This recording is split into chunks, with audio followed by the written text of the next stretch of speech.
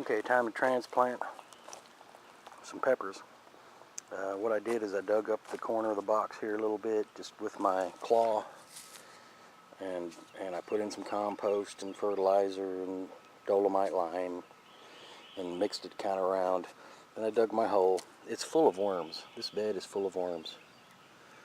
I can't see any, but trust me, I dug in here and there's just worms everywhere. I dug up a handful of them.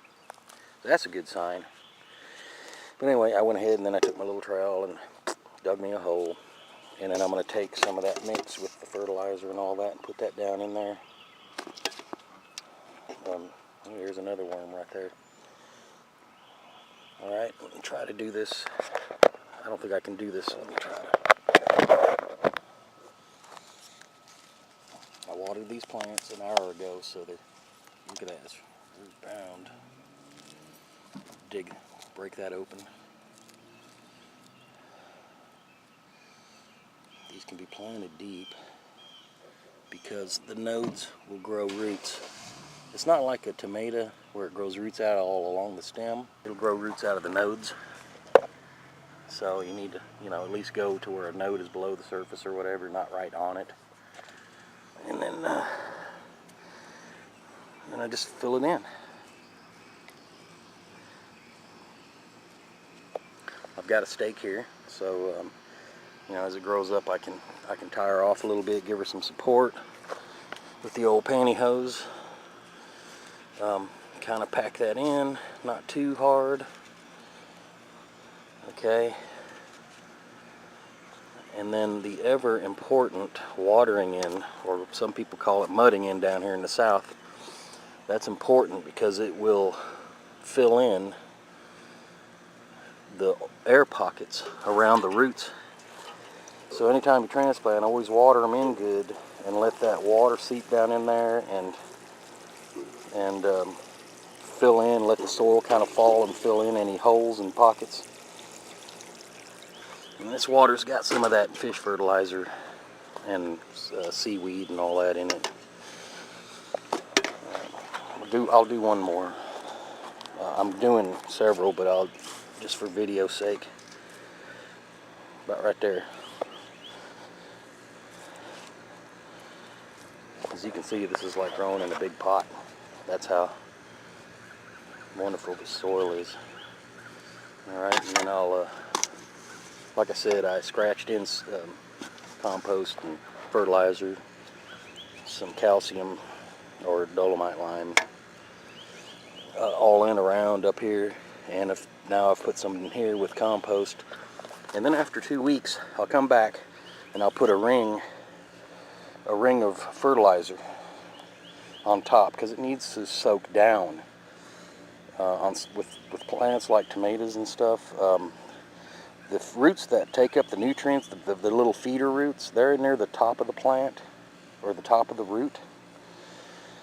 The big deep roots, they're more for water, seeking out water. So it's really helpful to put the fertilizer on top. Whether you put some in the hole or not, that's fine, but you need to have some above the soil that gets down to those initial feeder roots.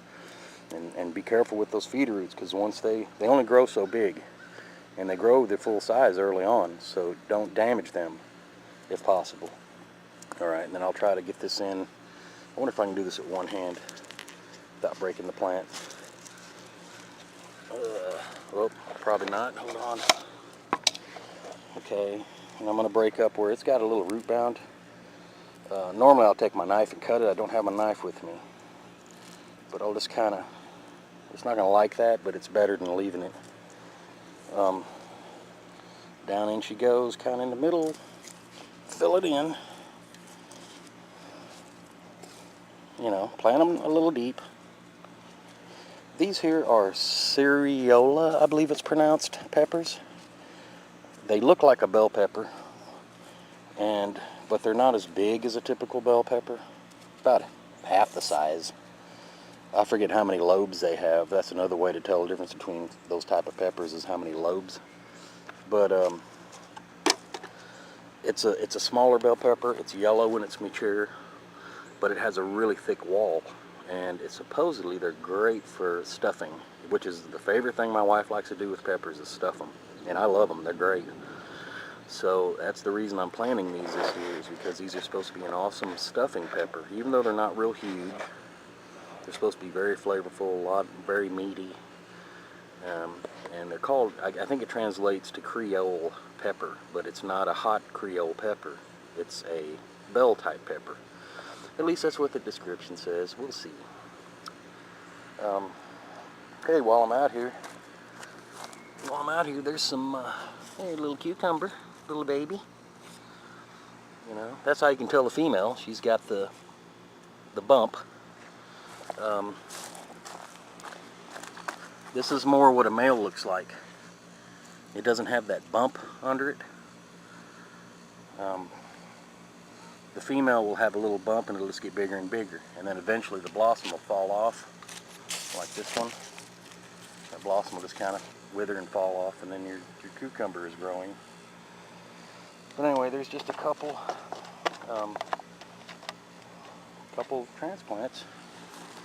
And this is what I call transplanting, at least. Some people call putting the seedling into a bigger pot transplanting. I consider that potting up. Most people call that potting up. When you put the plant out into its actual environment it's going to grow in, then that's what I call transplanting, and that's the date that you start at for its growth period. Here, let me show you an example of these freaking ants. Look at these guys. The wife's out on a mission to get me something I asked her for. When she gets back, I'm going to show you how I'm going to take care of these ants. Or maybe make another video on that or something. But these guys are freaking everywhere. And I did find some more aphids, so the aphids are not that bad. But there's a ton of ants.